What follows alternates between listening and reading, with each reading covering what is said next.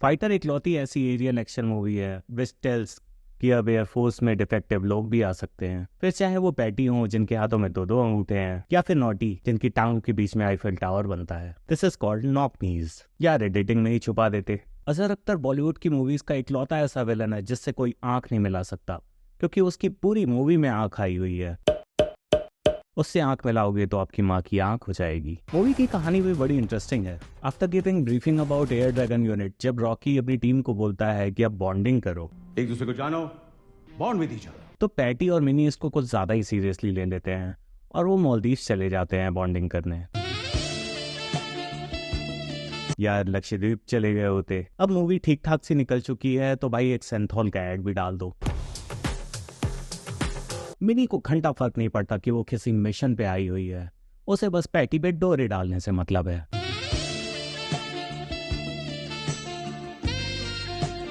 और कोई ऑप्शन भी तो नहीं है बेचारी के पास, पेरेंट्स ने घर से निकाल दिया है तो लड़का खुद ही ढूंढना पड़ेगा। तो एयरफोर्स का मिशन तो एज अ साइड मिशन चल रहा है मिनी का। फिर मूवी में आती है वही किसी पीटी जेंडर बायसनेस वाली बातें। हमारे समाज में अभी भी कुछ लोग हैं जो लड़कियों को उड़ते हुए नहीं देख सकते।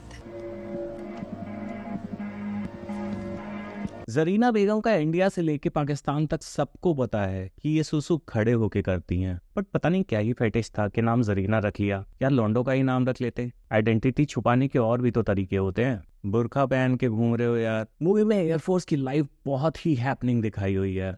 हर मिशन के बाद ये पार्टी करने चले जाते हैं। एयर स्ट्राइक करके आए हो यार, अभी उन्होंने अटैक कर दिया तो क्या बोलोगे? सर हम तो डांस करने गए थे रॉकी सर के साथ। पैटी और मिनी का भी मूड बना ही होता है कि इन्हें लगता है कि बजरंग दल वालों ने देख लिया, ताज को पाक एयरफोर्स ने ट्रैप कर लिया है। और करे भी क्यों ना, आधे बटन्स पे तो तुमने बीवी की फोटो लगा रखी है। भाई तुम फाइटर प्लेन उड़ा रहे हो, बस नहीं चला रहे हो। यार वैसे ऑनेस्टली डबल एजेंट जरीना को नहीं पैटी को होना चाहिए।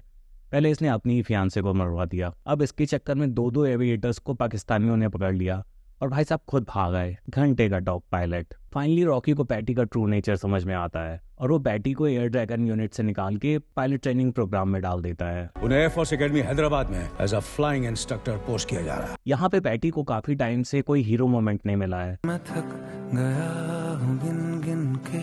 तो वो गुस्से में एक प्लेन का फ्यूल टैंक लीक कर देता है। पैटी को कोई भाव भी नहीं दे रहा और उसका अप्रेजल भी नहीं हो रहा है, तो वो रिजाइन करने की धमकी देता है। बट पैटी के सुपीरियर उसको सबैटिकल ऑफर करते हैं। Take a break. Patty Mini के पेरेंट्स से मिलके उनको भड़का देता है मिनी के अगेंस्ट कि मिनी ने तो आपको बिना बताए शादी कर ली है। कर ली उसने शादी, और ये पागल मरते दम तक ये रिश्ता निभाएगी। और वो मिनी की मम्मी को रुला के चला जाता है।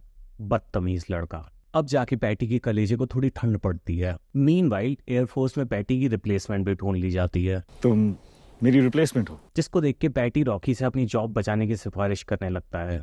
तुमने तो अपने पेपर्स डालने का फैसला लिया है। उधर मिनी अब बड़ी ऑफिसर बन गई है तो उसके लालची पेरेंट्स उससे माफी मांगने आ जाते हैं। ताज के रेस्क्यू मिशन में पैटी को नहीं ले जाते तो वो चिढ़ा बैठा है, बट चांस मिलते ही वो भग के जाके प्लेन में बैठ जाता है और फिर बार बार मना करने के बाद भी उतरता नहीं है। पैटी अभी इसी वक्त एयरक्राफ्ट से उतर जाओ। किसने परमिशन दी है तुम्हें कॉकपिट में बैठने की? जिद्दी कहीं का। पैटी का फाइनल मिशन रॉकी को मरवाने का था।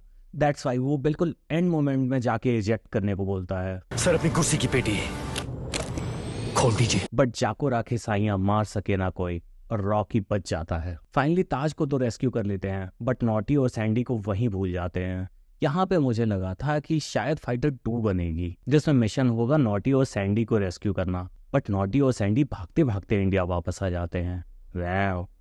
शेर खुल गए।